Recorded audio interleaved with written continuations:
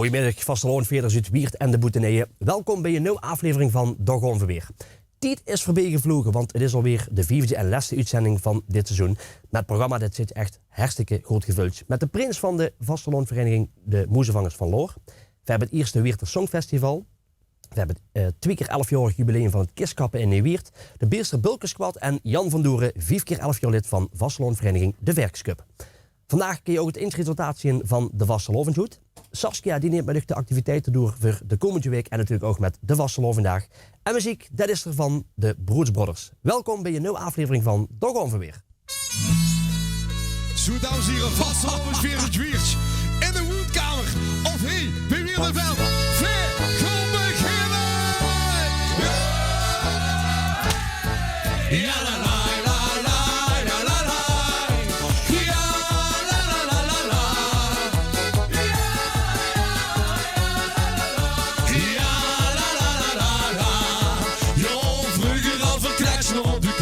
Glas, snoten, kugelen, de groentejas. Veel liepen de optocht met veel plezier.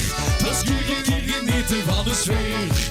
Doods mij, zet weer op een kaart. Gooi los en maak het me laat. Vanaf 11, dan giet het vanzelf. Gooi de compleet door de plaat. Ja la la la la la la la. Ja la la la la la.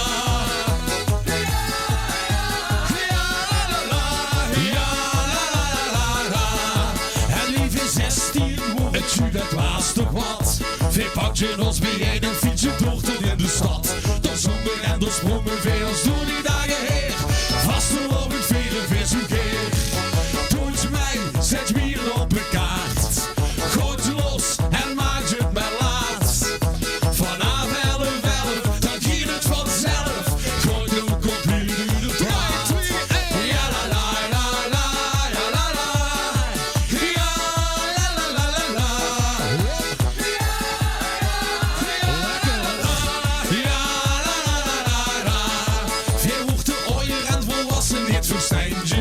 En met de weegjes zoals heel moet de verheinziger. Een pilsje in de hand lijkt zo werk aan de kant. Vastelovend in het Wierterland. Flink en pierstig op nul ergens stoom. Nooit je huren, nooit je schoon. Jong geliefd is wat grond en smiezen rood. Kortje stroom, loopt je te moord. Zit zit met mij, zit net als mij. Net als mij. Doet je mij, zet je hier op een kaart. Gooit je los en maakt het me laat. Vanaf 11, dan giet het vanzelf. Gooit nu compleet nu de plaats. Doet je mij, zet je hier op een kaart. Gooit je los en maakt het me laat. Vanaf 11, dan giet het vanzelf. Wiert stiet weer op, ja toch weer op. Wiert stiet weer op een kaart.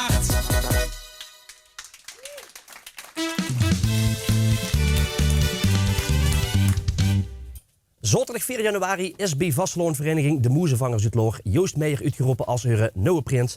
Samen met zijn vrouwke Monique C. Goedemiddag, welkom bij de Ongeveer. Ja Joost, je kan geen plat. Nee, dat klopt. Maar je verstoort het wel. Ik versta het wel. Aan het eind van de vasteloven kun je dan wel plat? Ik hoop het. Dat ziet er is fantastisch in. work in progress. Goed, Joost, laten we even naar het moment gaan dat je gevraagd zit om de prins te worden bij de Moezevangers. Wanneer was dat? Dat was ergens eind september, op een donkere avond. En toen stonden er opeens 2 mannen bij de achterdeur. Jij dacht inbrekers. nee, want ze hadden wel een heel verdacht hoedje op. Een steek. Ja, dat doen ze een bivakmuts. Ja, oh, precies. Een steek. Nee. En het eerste wat ze zeiden was gefeliciteerd. En toen is het van start gegaan eigenlijk. Oké. Ja. En dan ben ik wel heel erg benieuwd, Monique, want dan zien die daar. Wie reageert zich op zo'n moment? Ik viel nog net niet van de stoel af. Nog net niet. Nog net niet. Maar het scheelt je niet veel. Nee, ik word wel echt zo... Joost? Nee, een Hollander. Hallo, een Hollander. Dat ken ik niet. Dat Ja, is hè? Want het is ook nog zo, sinds 2015 woon je pas aan deze kant eigenlijk, hè? Ja, wij zijn in 2014 zijn wij naar Heel verhuisd. Nou, daar is hier nog wel een eindje vandaan. En toen zijn we begin 2015 hier in Weert komen wonen. Oké. En daar hebben we een huis gebouwd op Laar. Kijk, Ja. hartstikke schoon. Hey, ja, je gooit net zo wie alle andere collega-prinsen gooi je natuurlijk een heel traject in. Hè, want er moet van alles bedacht gaan worden. Een onderscheiding, een devies, de uitroping. Kun je ons eens meenemen naar die uitroping? Want wie is dat traject gegangen? Het hele traject daar naartoe. Ja, nou, je moet het beknopt vertellen. Ja, dat zal ik doen. ja. Ja, dat is goed. Nou ja, we hebben natuurlijk 2 prinsenbegeleiders die wel van wanten weten. Die hebben het al vaker gedaan. En die zijn eigenlijk vanaf dag 1 zaten ze met de zweep erover dat we alles op tijd klaar kregen. Je moet inderdaad onderscheiding, devies, proclamatie, pakken, foto's maken. Echt van alles. En ja, dan komt uiteindelijk is alles klaar en dan zit je te wachten. Ja, nog 2 weken tot de uitroeping, nog 1 week, nog 6 dagen, 5 Nog een paar dagen. uur. Ja, nog een paar uur. En ik was echt bloednerveus. Want ja, ik vond er nogal wat. Dus, Ja, want kun je ons eens vertellen, want je zit hier uiteindelijk naartoe gekomen, maar wat heb je met de vastelovens? Nou, eigenlijk ben ik er meer ingegroeid. Ik heb vroeger, toen ik nog in Maastricht woonde, want daar heb ik 5 jaar gewoond, daar heb ik ook al eens een paar vastelavond meegedraaid. En dat beviel me eigenlijk prima. En ik hou ook wel van een feestje.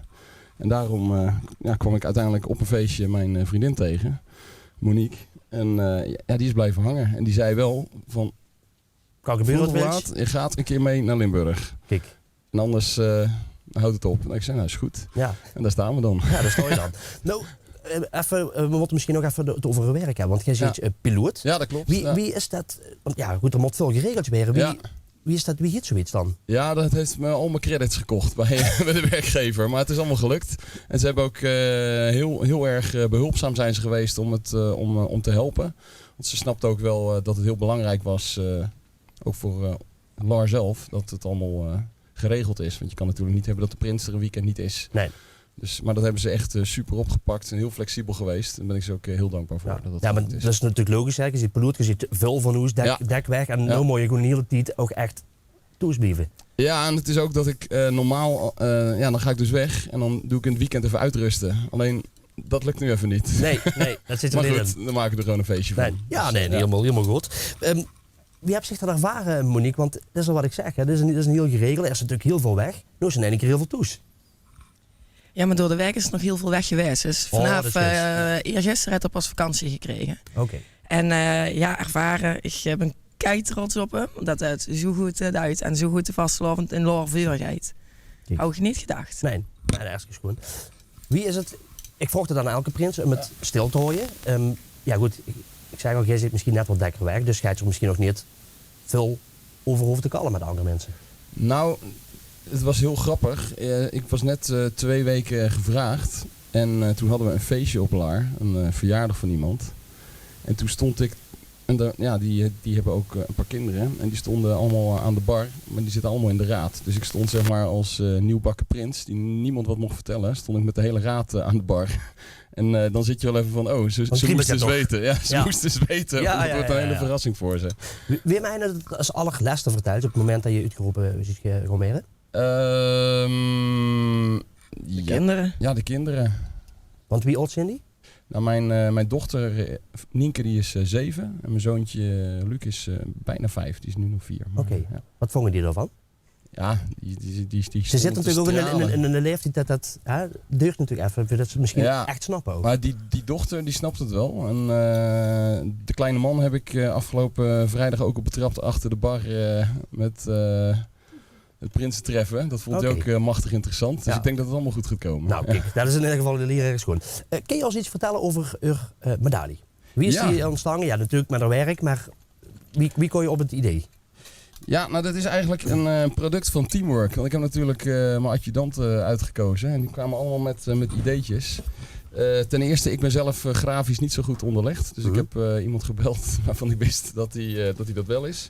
Die heeft aan de hand van mijn idee heeft hij een schetsje gemaakt. En toen zijn we daar de orde aan gaan plakken. We hebben er wat kleurtjes in gedaan. En eigenlijk was die redelijk snel waren we eruit dat hij zo ging worden. Ja, dan moest natuurlijk al een vliegtuigje in. Ik ben natuurlijk prins van de moesvangers. Dus dan moet ook de moes die moet er ook in. Dus nou ja, dan ben je al redelijk snel klaar eigenlijk. Ja. Dus, Ja. het is, Dus daar hoef je helemaal niet lang over na te denken. Nee, die hadden we redelijk snel bedacht. Alleen ja, dan moet je... De kleurtjes waren eigenlijk het moeilijkst. Want dat moet er ook nog maar uitzien zoals je dat graag wil hebben. Dat is altijd een hele uitdaging. Want wie gooi je daar dan over nadenken? Zit bijvoorbeeld je favoriete kleuren in? Nee, niet echt. Maar je gaat denken over contrasten. En kan dat? Het moet wel een beetje vrolijk zijn. Het moet een beetje uitspatten. En een tintje donkerder blauw, een tintje lichter blauw. Wat is de volgorde van... het rood, geel, groen in het kroontje van de muis of in de steek van de muis. Nou, van alles. Allemaal dat soort dingetjes ga je uitvogelen. Echt de hele kleine detailtjes, zeg maar. Ja, en dat ga je stap voor stap gewoon maar doen. En dan op een gegeven moment is het, dit is hem. En dan moet het ook maar gebeuren. Dan moet het gebeuren, ja. Nou, wij afgelopen vrijdag heb je ook bij mogen maken. Want de Moezevangers mochten het Prinstreffen organiseren. Dat is een gigantisch feestje geweest. Ja, dat was een onwijs feest. En ik wil ook meteen zeggen dat ik word de hele tijd op aangesproken. Van dat heb je goed geregeld. Ja, dat doe je samen. Ik heb helemaal niks geregeld. Nee. Ik ben erbij. En ik heb de eer dit jaar dan ook de prins te mogen zijn. Alleen de commissie, de Prinstreffcommissie en alle vrijwilligers die hebben meegeholpen vrijdag, die hebben het echte werk verricht. Ja. Dus daar ben ik ze heel dankbaar voor. En dat hebben ze ook super gedaan. Want ik hoor alleen maar positieve geluiden de afgelopen dagen. Ja, maar dat is in ieder geval ziek dat je dat in ieder geval mee mocht maken. Dat ook nog een eigen vereniging dat moet organiseren. Ja, dat is natuurlijk helemaal geweldig.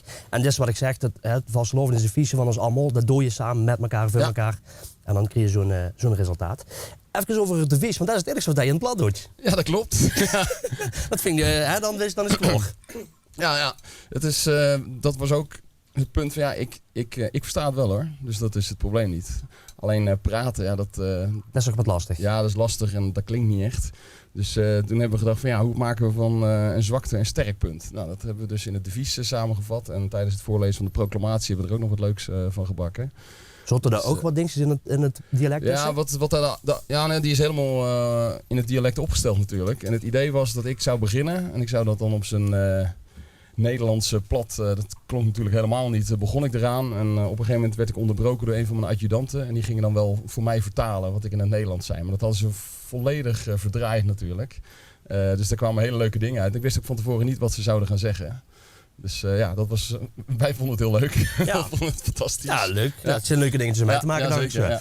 Nou, de meeste activiteiten heb je achter de rug. Vandaag ga je natuurlijk weer een aantal recepties, hoe dat je hier moet. Ja. En volgens mij ga je zelf ook nog een receptie? Ja, ik heb volgende week zaterdag mijn eigen receptie. Daar kijk ik heel erg naar uit. Want ik heb nu gezien hoe dat gaat bij de andere verenigingen. En ik heb ook al mijn zegje mogen doen een paar keer. Ja, volgende week zaterdag moet ik er zelf aan geloven waarschijnlijk. Dan moet je er zelf aan ook geloven. Ja, ik heb er wel heel veel zin in. Want er komen vrienden, familie, iedereen die het leuk vindt, die komt over. Zelfs mijn broer komt uit Denemarken helemaal ervoor speciaal voor langs. Dus die denkt ook wel, daar moet ik ook bij zijn. Ja, dus, ja tuurlijk. Ik denk dat dat weer een superfeest is. Maak ze maar één keer mee. Ja, maak ze maar één keer mee. Ik ga nog een hele goede vastelovend mensen. En ik zou zeggen, laten we er met de divisie gaan. Ik wilde eerst nog wat anders doen, voordat we dat doen. Je wilt me de scepter geven? Nee, dat ga ik zeker niet doen. Weer niet. Probeer het altijd weer erheen. Ja.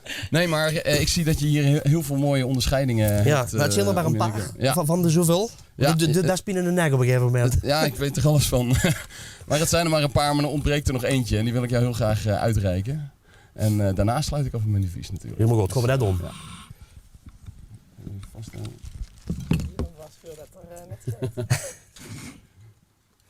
Nou, dan wil ik jou bij deze heel graag onderscheiden. In mijn orde van de Vliegende Hollander. Yes. Dan doen we natuurlijk een saluut erbij. Ja. Tada. Dankjewel. Een hele goede vastelovend samen. En we gaan elkaar, denk ik, wel treffen eerst met die dag. En mijn devies, donnetje in het plat. En dat is me zat. Hoppakee. Hey. Toch fijn dat je de jongens verloren hebt, hè? Dat is ook de laatste keer geweest, meneer Broed. Dankjewel, hè. Het kerstkappen, dat is een weer traditie, zeg maar, de unieke zie in Limburg, maar ook wel voor de rest van Hollands. Door de jaren heen is dat evenement ook totaal niet meer weg te denken in die Wiert. En dit jaar is het zelfs feest, want het is 2 keer 11 jaar kerstkappen in die Wiert. Goedemiddag. Goedemiddag. We gaan eens even, ik moet hier even wat wegdoen. 2 keer 11, ik zeg het al, buurlijke tijd. Dat kerstkappen, wie is dat nu ontstaan? Ja, je hoeft geen ruzie met elkaar te maken. Het gaat iets minder lang met dan ik. Dus ja, misschien kan ik daar beter wat over vertellen. Het kerstkappen, dat is hoe het ontstaan in 1999. En dat was eigenlijk door vroeger de Kapel en Hongerdisk 1 en Double X. Die besloten een feestje te organiseren. En de oude traditie, het kistkappen weer nou leven in te blazen. Dat is toen het iets gestart bij de Knip. Die hebben dat gedaan tot 2007 ongeveer. Daar kwamen allerlei thema's voorbij. Dat was zo'n gekkenhoes. Je moest dus een kist meenemen. Op een gegeven moment kwamen er doodskisten voorbij. Er kwamen diepvrieskisten voorbij. Want ja, alles wat dat een kist was, dat mocht je mij naar binnen Was er nemen. echt zo gek niet bedenken? Ik had het zo gek niet bedenken. Op een gegeven moment hebben ze een kistenmeter gemaakt. En dat was 30 bij 30 centimeter. Alleen ja, dat was dan de breedte en de lengte, maar de lengte niet. Dus kwamen ze aan met kisten van 2 meter lang en zo. Dus dat was heel erg leuk. In 2007 heeft Klein Nuchternet overgenomen. En we doen nu de afgelopen jaren de organisatie. Ja. Wat kunt je nou bekijken om dat allemaal te organiseren? Ja, van alles. Dat begint je natuurlijk al met een zaal. Hoe dat je nog mensen in kennen. We hebben heel veel vrijwilligers die vanuit de kapel Kleimernuchter meehelpen. De zaal moet versierd worden. Mensen moeten de juiste taken krijgen. Er moet opgeruimd worden. Dus daar komt van alles bij kijken. Ja, vooral het opruimen ding is na afloop. Ja. Vooral dat, ja. Heb je nou voor deze jubileumeditie ook iets speciaals in petto? Ja, Eline? Nou ja, de band, denk ik. De badmutsen, die zijn er al een aantal jaren bij. Maar die kunnen een super feestje bouwen. Dus daar hebben we ook voor het 2 keer 11 jubileum weer voor gekozen. Dan even komen ook Adam Frans en Moere Petasi. En we hebben gewoon de lokale Nijweerter artiesten die ook daar een podium krijgen. Ja. Kun je nou ook zonder kistje binnenkomen? Want ik kan me ook voorstellen dat niet iedereen zomaar toen zijn kistje heeft staan. Ja, het is de bedoeling dat iedereen een kist metneemt. Niet iedereen heeft zomaar een kistje staan inderdaad, maar gelukkig verkopen we die zelf ook bij de ingang. Dus iedereen kan zo binnen kan komen. Ik moet wel zeggen, ja, dit jaar, omdat het de afgelopen jaar een beetje geëxplodeerd is, want vorig jaar hebben we eigenlijk wat te veel mensen binnen, hebben dit jaar voor het eerst een vuurverkoop georganiseerd. Dus mensen kunnen een kaartje kopen voor €5. Daar krijgen ze 2 consumptiebonnen voor terug, dus dat is eigenlijk nog zo goed als voor niks, zeg maar. En we zijn sinds een aantal weken alweer uitverkocht. Ja, dus dat is gewoon echt volle bak. Volle bak. Echt volle bak. Ja, maar ik zo verweken om hier nog even een keertje voor het kerstkappen. Dus dat is al gewoon niet meer mogelijk. Op geen enkele manier eigenlijk. Nee. Dat is hartstikke schoon. Op Marktplaats, hè, voor €500. Ja, maar dat is weg de handel natuurlijk. Hè. Ik ga nog heel veel plezier wensen tijdens dat kerstkappen. En dat moet een viesje gewoon weer. Veer is het goed. En ik zou zeggen, op naar nog meer jaren. Yes, dankjewel. Goed, Oké, dankjewel. dankjewel. Goeie vastlood. Ja, dankjewel.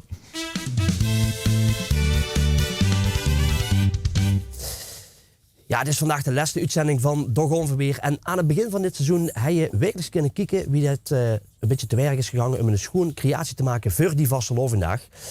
Zo heb je in iedere aflevering zeg maar, kunnen kijken wie er gewerkt is aan de vastelovendhoed. En dit is klaar, Maria. Ja, We hebben gisteren nog even, wie er gisteren bij de woord zelfs nog aan het borduren. Ja, dat klopt. Toen moest ik Doch Ongeveer borduren. Daar was ik met aan de gang. Ja. Maar dat staat er dus ook heel netjes op. Het is precies het logo eigenlijk van wat het programma ook ziet. Alleen al die kleuren op de achtergrond, dat was wel zoveel. Dat was gewoon geen begin aan. Nee, maar dat werd denk ik ook dan te druk op zo'n creatie. Ja, het wordt toch veel te druk. Want achteraan, of nou, eigenlijk, er staat meer als zat op de hoed. Je heeft 4 verschillende kanten. Dus je kunt hem dragen wie dat je wilt. Ja. En zoals we vorige week al zagen, dan staat er nog niet eens alles op. Ja. Als dat ik nou, want hij is nou klaar. Ik kreeg hem met. Als ik nu bij beneden denk, daar wil ik toch misschien nog wel eens hier toch wat bij zetten. Ja, dat kan. Dan kan dat. Maar wie mocht dat dan gaan doen? Dan kon je hem meegeer. Oh, En dan zeg je dat erop. Oké. Zo eenvoudig is nou, dat. zo eenvoudig is dat. Ja. Nou, hartstikke goed. Als mensen dit nou gezien hebben, die denken van, nou, dat vind ik ziek, zo'n hoed, of misschien wel iets anders, hè, want we hebben het erover gehad. Zeg. Ja. Dus ook tooien maken. Ja. De gifs workshops in nijlessen van die jassen te kunnen maken. Wie kunnen ze dich dan gewoon benaderen? Als je gaat kijken in het telefoonboek, dan is modevakschool Maria van der Kruis. En op internet ben ik dan ook te vinden.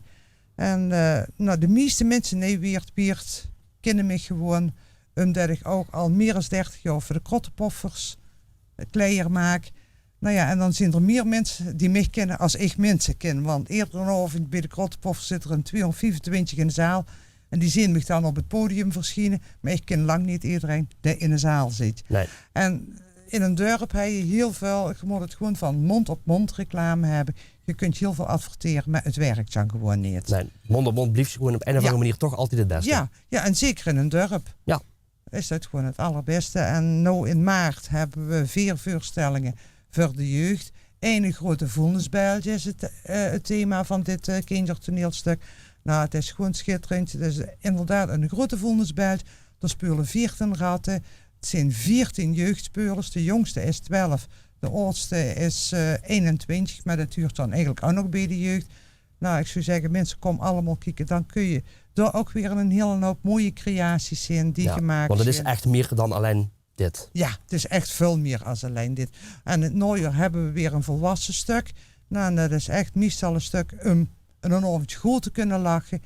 Nou, en dat zijn dan ook altijd hele mooie creaties. Het kan spelen in deze tijd, het kan spelen. Het komende stuk speelt zich af in de jaren 30. We hebben ook een stuk gehad wat in 1500 speelt. Dus dan gooi je echt in de kostuumgeschiedenis, gooi je echt ooit kostuums maken. Nou, dat is altijd heel leuk om te doen. Ja. Nou, fantastisch. Ja, wat ook echt fantastisch geworden, dat is de hoed. Dat moet gezegd worden. Daar wil ik toch heel erg voor danken. En ja, ik zeg al, als er nog wat op moet, dan weet ik te vingen. Ja. Ik wil nog danken, Maria, voor de afgelopen weken. Want voor dit natuurlijk een hele goede vastelovend. Ja. En we hebben zeker contact. Oké, dankjewel. Oké. Dan is weer tijd voor muziek. Ze zitten inmiddels geen onbekende meer hier in het Wierterland. En ja, je kunt het echt zo gek niet bedenken. Of ze zien er en maken er een fiche van. Dat zie je wel aan de rotzooi. Dat is zelf poetsen trouwens, hè jongens. Nee, dat weet je, hè? Is goed, ja. Dat doen we ongeveer het confetti. Ja, dankjewel, jong. Dankjewel. Hier zien ze Groenensteinbroers, oftewel de Broedsbrothers.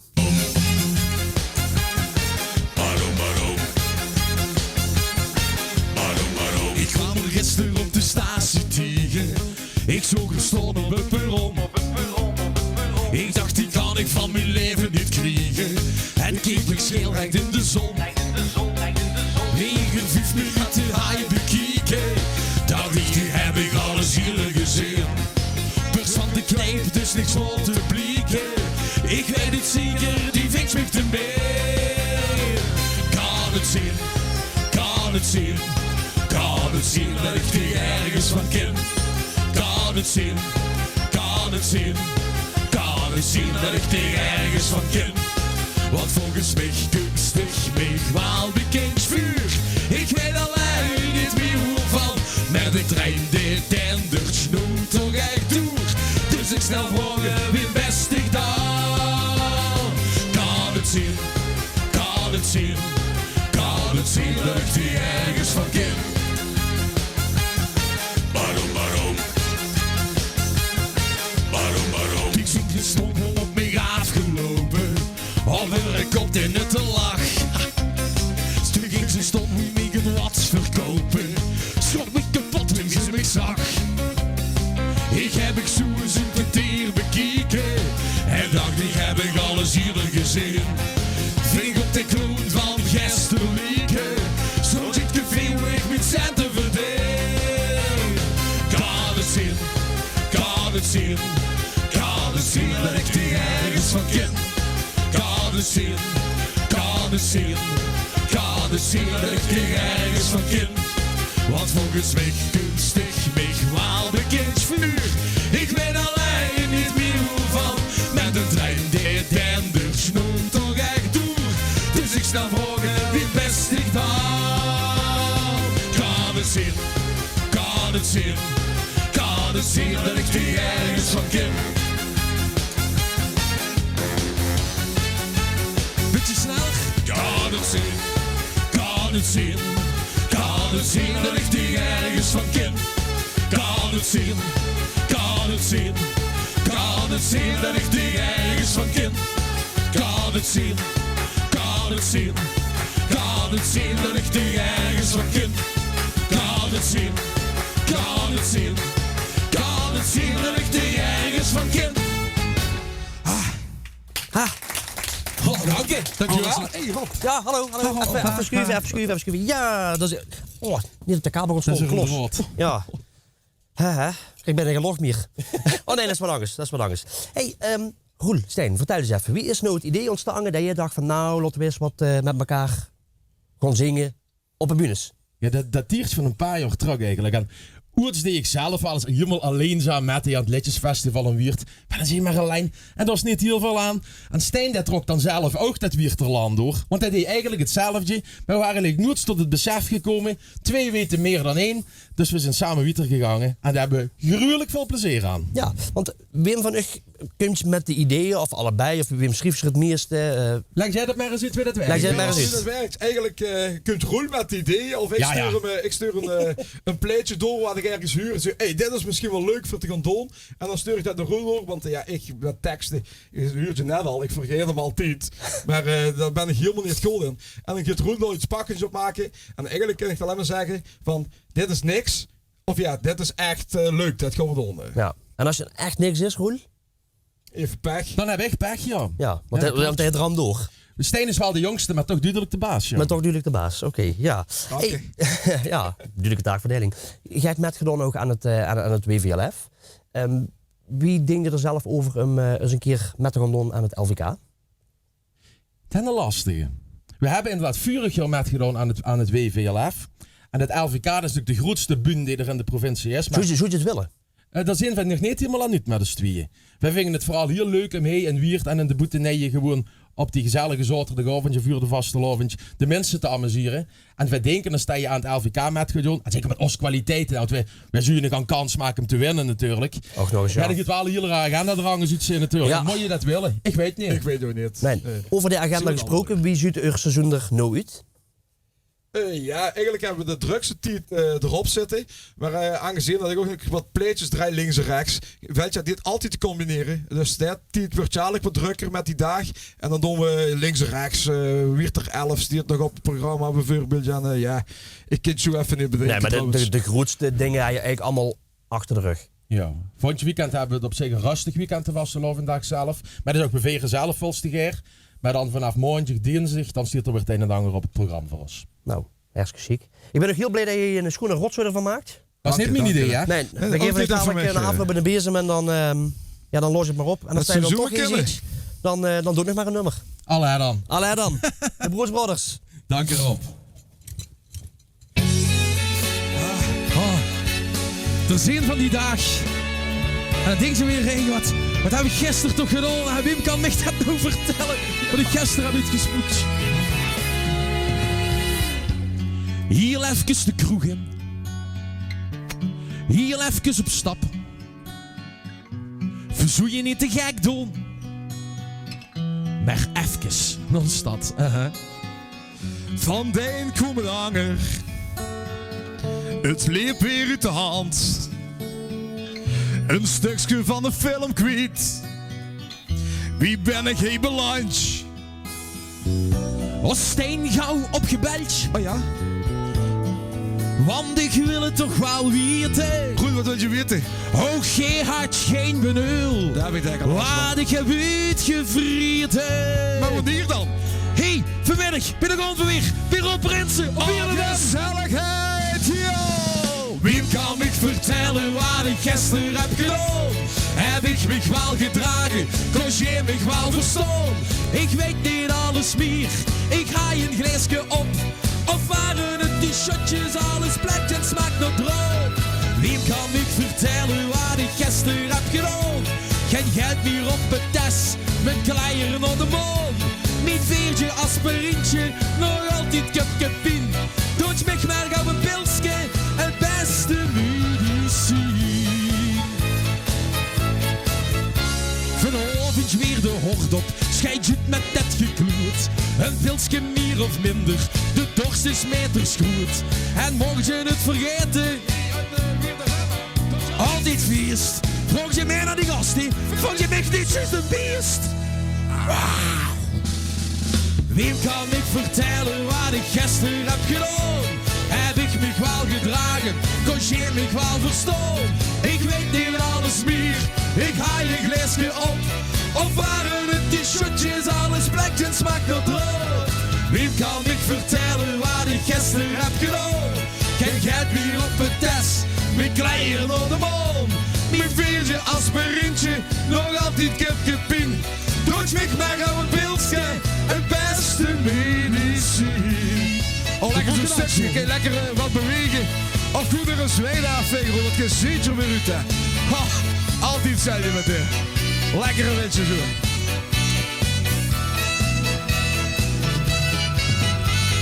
Wem kan ik vertellen wat ik gisteren heb gedaan?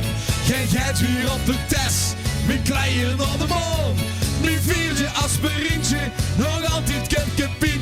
Doe het weg, maar gaan we pilsje, het beste medicijn.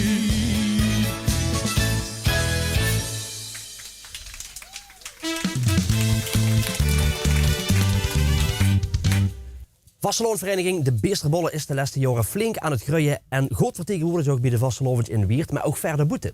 Het geldt voor groot, maar ook zeker voor klein. En iets wat dit jaar nieuw is bij de Beesterbollen, dat is de Beesterbulkes Squad. Ja, wat is het nou precies? Wie is het ontstaan? Marlon en Minte, die komen echt wel wat over vertellen, want ja, Marlon, vertel eens nou, wie is dat idee ontstaan om de Beesterbulkes Squad op te richten? Ja, wat je zegt, we zijn flink aan het groeien. De jeugd is aan het groeien. Ieder jaar hebben we eigenlijk het kroonpaar. En we merken dat ze het dan fantastisch vinden. En je hoort het overal hoe dat we komen. De jeugd heet de toekomst.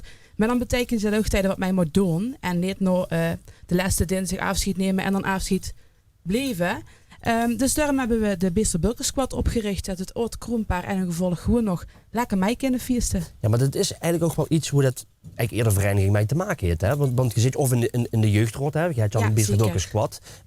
Je zit of in de jeugdrood of je zit jeugdprins, jeugdprinses. Bij jeugd dan inderdaad kroonprins of kroonprinses. Ja. Maar dan is het eigenlijk klaar. En dan valt je eigenlijk een beetje ook in een gat. Ja, en dat huren we ook iedere keer terug. Ze hebben zo genoten. Ze zijn zo gegruid in het feestveren. En we hebben eigenlijk bedacht dat die ooit feestveerders van het oud kroonpaar die nou misschien wel kunnen opleiden en gewoon gezellig mee kunnen feesten. Ja, want tot wie lang mogen ze erbij zitten?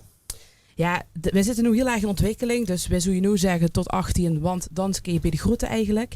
Maar wie dat de komende jaren zich gaat ontwikkelen, dat gaan we mij maken. Het is eigenlijk een soort van pilot, zeg maar, hoe je er nou mee begonnen is. Ja, zeker. Ja. Minte, kan je zich vertellen wie dat ze te werk zijn gegaan om dit op te zetten? Ja, toen de jeugdbegeleiding vertelde dat we een groepje mochten oprichten, hebben we een vergadering gehad en hebben we normen bedacht en afspraken gemaakt en een uiteindelijke norm uitgekozen. Ja, want kan ze vertellen wie dat een naam, nummers wat namen op, die verzonnen zijn en dat je uiteindelijk voor dit had gekozen? Ja, de Beesterbollen jeugd of dat soort dingen. En uiteindelijk vonden we dit toch wel de speciaalste, maar ook de leukste en degene die het beste bij onze leeftijd paste. Ja, en ik zie er zijn aanspraken gemaakt. Hoe moeten we dan aan denken? Dat je nemens boete sloot en dat je heel gewoon feestveert met z'n allen. Ja, en ik weet niet wie van de twee door het beste antwoord op kan geven, maar je hebt ervoor gekozen om zeg maar, dit nou als outfit te pakken. Dat is natuurlijk ook iets wat zich nog kan ontwikkelen door de jaren heen. Ja, maar dat hebben we eigenlijk heel erg proberen na te denken om te denken in de toekomst. De hesjes zijn gemaakt door Heidi, de man van Minte. En die kent het keihard, dus we hebben genoeg stof zodat we de komende jaren kunnen graaien. En iedere keer weer nou hesjes gemaakt kunnen weren. Dus vandaar. Ja. Wie wil wichter besteedt het Beesterbulkes Squad nu? Nu uit 6, maar we hopen natuurlijk dat het nog kan groeien. Ja, en dat zijn dan die er nu bij zitten allemaal oud kroonprinsen of kroonprinsessen dan? En adjudanten. En adjudanten, ja. Dus iedereen die er dan zeg maar bij wil, dat het burg geweest dan, kroonpaar, die kan zich aansluiten bij de Beesterbulkes Squad. Ja, zeker. Dit jaar hebben we als kroonprinses en andere adjudanten. En er zijn er ook alweer enthousiastelingen die zeggen, nou, we blijven vond je lekker plekken. Dus dat is alleen maar leuk. Dat is alleen maar chic, ja, natuurlijk. Kinderboete, de mensen zeg maar, die bij jeugd dan kroonprinsenpaar zijn, en nog andere mensen erbij komen? Ja, die vraag hebben we al dekker gehad, want er zijn dus blijkbaar echt heel veel mensen die het heel leuk vinden. Op dit moment zeggen we zitten in een opstartfase, dus we doen het even niet. Maar je weet niet wat de toekomst gaat brengen. Nee, dus dat is gewoon even afwachten. Gewoon eerst dit jaar eens lekker volmaken. Ja, wie reageert het volk erop dat dit nou zo gebeurt? Ja, alleen maar heel enthousiast. Ik kreeg heel veel complimenten. Je ziet je wicht er ook meteen weer genieten. De eerste avond was het eigenlijk alsof de tijd was stil blijven stond en we vorig jaar op Wieter waren gegaan. Dus alleen maar goed. Ja, ik denk ook eens dat er andere verenigingen zijn, want ik zeg altijd, er zijn meerdere verenigingen die je met kampen. Ja. Ik denk als die bij je komen en zeggen met van, goh, wie heb je dat gedaan, kun je ons bij helpen, dan zie je niet te flauw te zeggen van, nou, we hebben dit als basis gebruikt, pak je revue daarmee. Nee, zie je niet. En we hebben ieder jaar ook vergaderingen met alle jeugdbegeleiders en door werden ook dit soort ideeën besproken. Want alle verenigingen die zitten hier mee, dus het werd zeker gedeeld met anderen. Ja, nou, hartstikke chic. Ik vind het heel goed dat dit gebeurt. En dat is al wat ik zeg, het kruid bij de Beesterbollen, dat is fantastisch. Zeker. Dat zie je bij meerdere verenigingen, dus ja, goed zo door. En laten we hopen dat over een paar jaar gewoon echt heel veel jeugd er mocht staan bij de Beesterbulkes Squad. Ja, daar gaan we ons best voor doen. Dat is fantastisch zijn. Ik ga nog een hele goede vastelovend wensen. En dank voor de komst naar de studio. Dank dat we er mochten zien. Ja.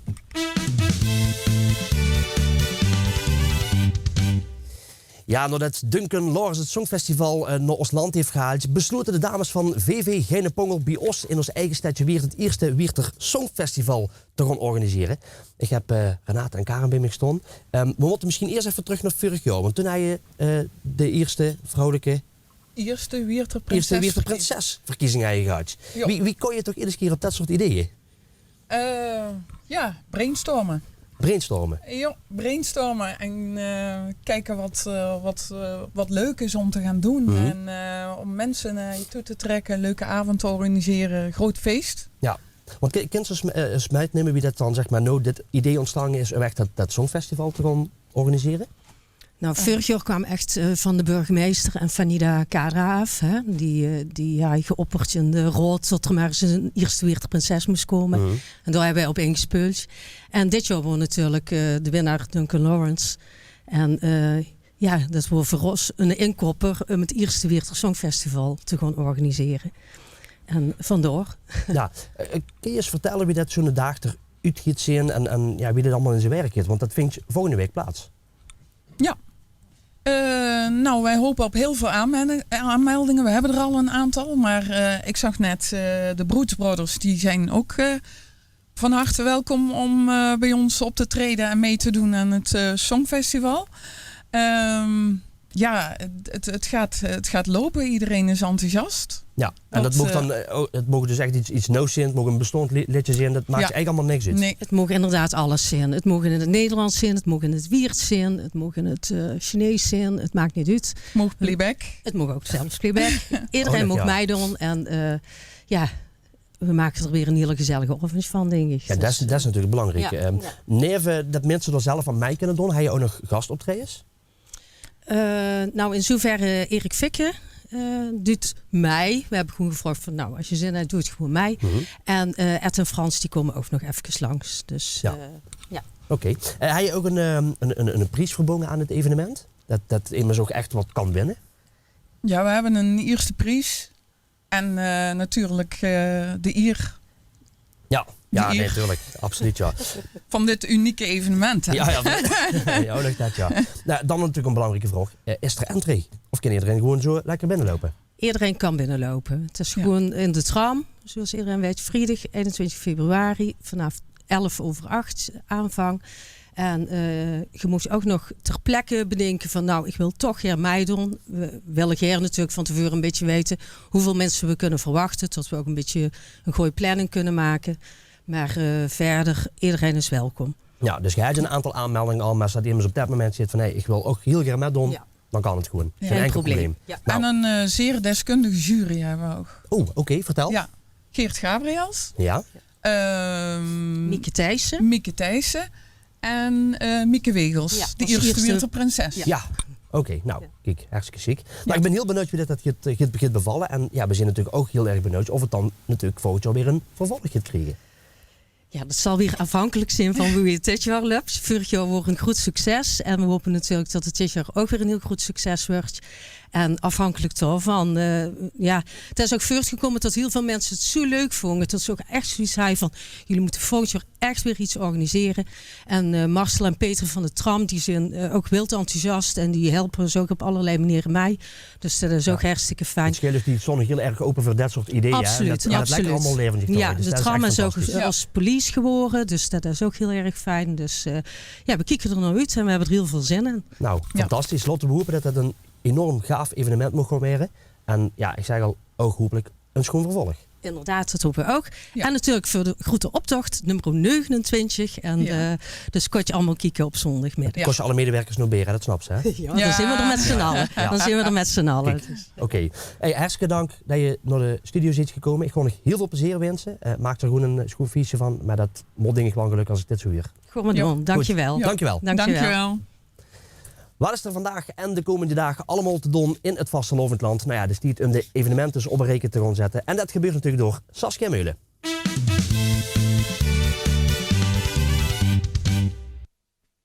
Goedemiddag allemaal. Vandaag is de installatie van uw stadsprins Tim en jeugdstadsprins Rens in het stadhuis. Deze is om 11 uur al begonnen. Wil je zich hier feliciteren, dan zie je welkom op de receptie in de Poort van Limburg. Deze begint om 1:30. Op vrijdag 21 februari organiseren de Heiknuiters weer een vastelovend surprise party van 7 tot 11 uur in Café Zaal de Pool in Altweert-Hei. De entree is €1 en ze beloven een feest vol verrassingen. Op zondag 23 februari trekt je grote rogstekersoptocht weer door de binnensingels van uw stad. Vanaf 1:30 zal de stoet gaan trekken door de straten. En de start is op de Driesveldlaan en de ontbinding is bij de Walburg. Op zondag 23 februari, na de optocht, kun je weer naar Wiert Alive op de No Marriage.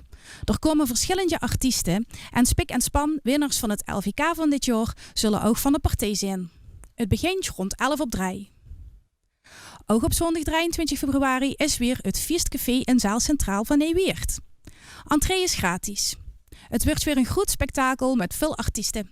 En er zijn optredens van onder andere Springlevend, Preufmar, Celine en DZN. Je zit welkom vanaf 7 uur. Op maandag 24 februari is de buurt aan de Wichter van Weert. De rogstekersoptocht voor de jeugd zal door de binnenstad trekken vanaf 2 uur. De stoet begint te trekken ter hoogte van de Boermanstraat. Dinsdag 25 februari gaan de Hermeniekes on tour in de binnenstad. Je kunt je bekijken en beluisteren van 1:30 bis 5 uur. Er is een gezamenlijk inspeelsessie om 11 uur bij de Tramhalt. Alle kapellen zullen samen afsluiten bij het Rogstekersfeest op de Meerintje. En dat was hem weer voor dit jaar. Ik wens u allemaal een schone vastelovend.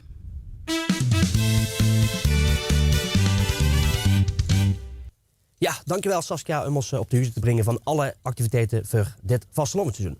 Ja, eerder vastelovendjaar zijn er bij verenigingen toch wel een hele hoop die een jubileum vieren. Dat kan binnen een vastelovendorganisatie zijn, het kunnen jubilaarsen zijn die al jaren een steentje bijdragen aan de vastelovend. En bij vastelovendvereniging De Werkerscup is er dit jaar wel een heel bijzondere jubilaris. Jan van Doren is namelijk 4 keer 11 jaar lid en al echt wel heel wat jaren betrokken, Jan, bij De Werkerscup. Ja. 54 jaar, dat is iets unieks, dat maken we niet snel met. Ja, dat betekent dat je vroeg moet beginnen en lang doorgaan, anders haal je dat niet. Ja. Jan, neem dus een beetje mee. Wie hoort je dat vol? 54 jaar, want ik zei al, het is niet niks. Je zegt al, ik ben vroeg begonnen. En dan, Wil je de microfoon ietsjes hoger hoor?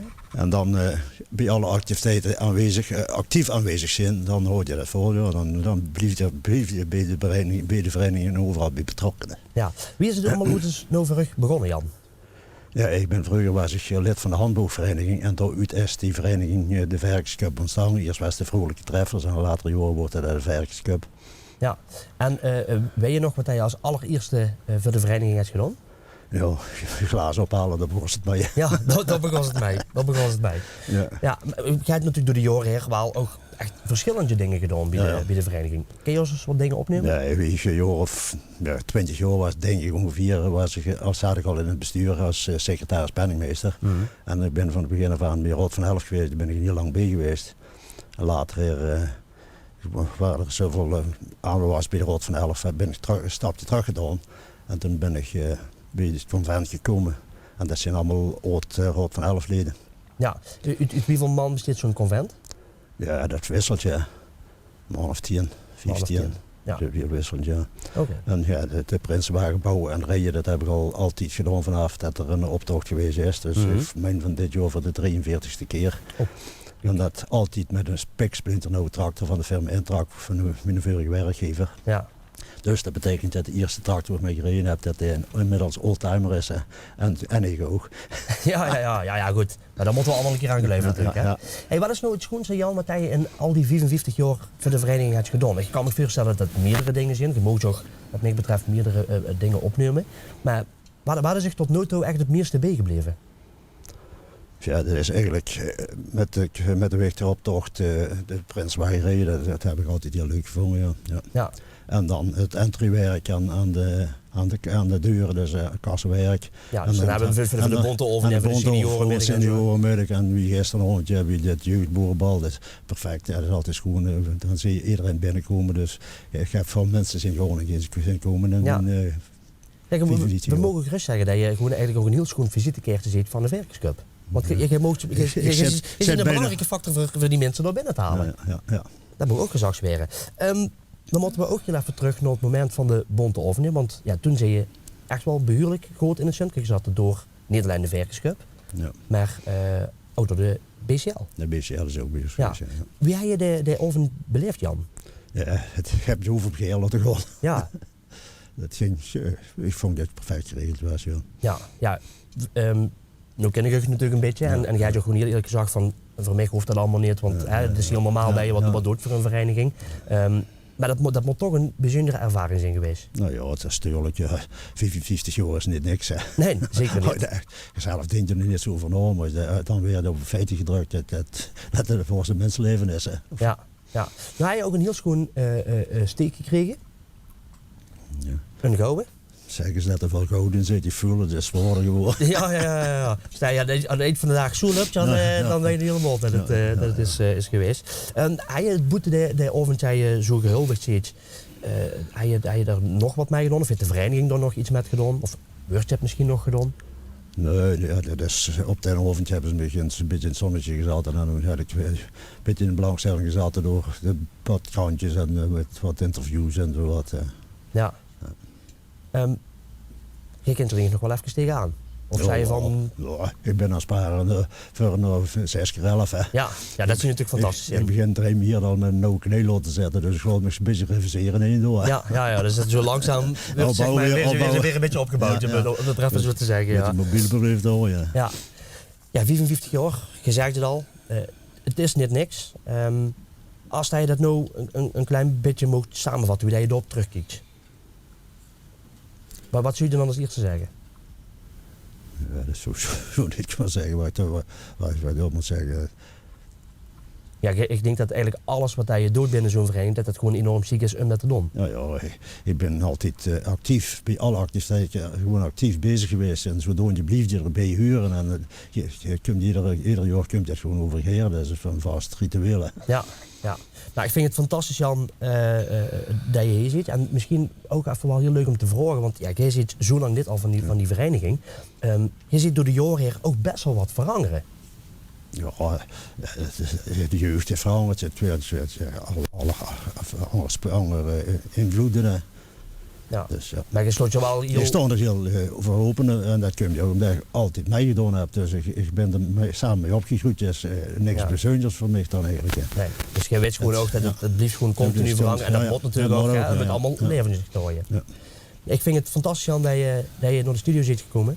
Dat vind ik echt ziek. Ik zeg al, het gebeurt niet snel in Weert. En daarom dat we er ook heel graag aandacht hebben aan hoe je besteden. Dat heb je natuurlijk al gekregen. Ja, ik heb al tegen je gezegd in de dikke proficiat, maar ik zeg het nog een keer. Fantastisch dat je zo lang lid zit van een vereniging. En ik gooi het eraan, op naar die 6 keer 11. Ja, wel verder. Helemaal goed. Jan, een hele goede vasteloventje en we zien elkaar. Dank je. Goed. Oh, ja. Tot zover deze laatste uitzending van Doch Ongeveer voor dit seizoen. Ik wil heel graag alle verenigingen bedanken die met hebben gewerkt aan het programma. Ik wil de medewerkers bedanken die vuur en achter de schermen met hebben gewerkt. Natuurlijk wil ik ook de sponsoren bedanken, want zonder die sponsoren is het ook niet moeilijk om het programma te maken. Heb je de uitzending nog gemist? Wil je het graag nog eens terugkijken? Het kan natuurlijk allemaal. Verhalen deze uitzending op zondagavond en maandagavond om 8:30. En dat gebeurt natuurlijk allemaal op het televisiekanaal van Weert FM. Je kunt altijd contact met ons opnemen via dgvw@weertfm.nl en vergeet ons natuurlijk ook niet te volgen op Facebook. Facebook.com/Dogonverweer. Daar komen namelijk nog een aantal interviews op te staan van alle prinsen en prinsessen die we niet in de live-uitzending hebben gehad. We gaan er lekker muzikaal uit met de Broers Brothers. Voor vandaag bedankt voor het kijken. Ik wens u allemaal een hele goede vastelovend. Alaaf!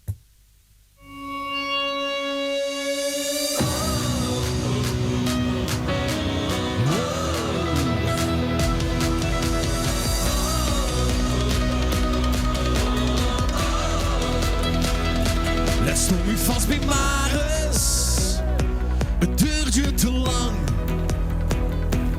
Want ik moet naar huis toe, met het gleed uit mijn hand. Want ik wil naar de stad met mijn schat. Ik kan niet zonder, maar ik ben op weg, dus hoi voor. Ik kom naar huis vandaag, zwindig op de merk in de stad. Vandaag, het is vast te laat, nooit te laat. Wie het komt, het leven vandaag. Ik kom naar huis vandaag, schiet de confetti in de lucht. Vandaag, het is vast te laat, nooit te laat. Wie Want ik kom naar hoesten. Want ik kom naar hoesten.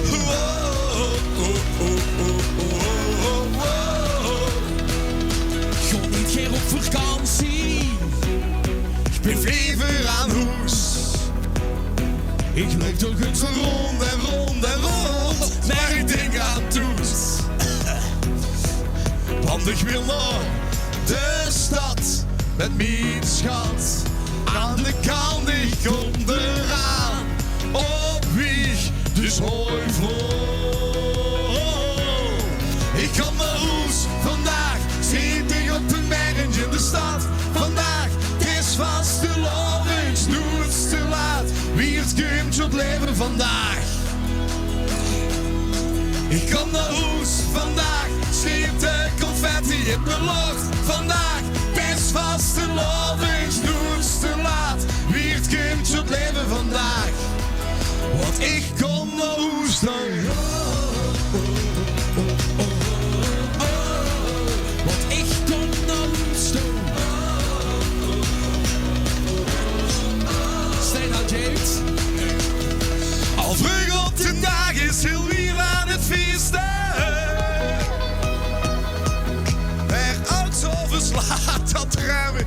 Dank Roel, echt fijn. Een liedje mij mogen zingen en mich dit vlekken. Kom naar huis, vandaag zing op een berg in de stad.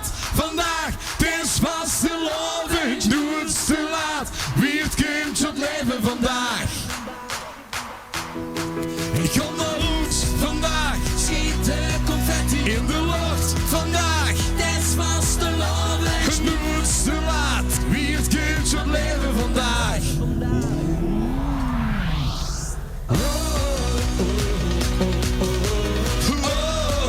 Want ik kom naar huis.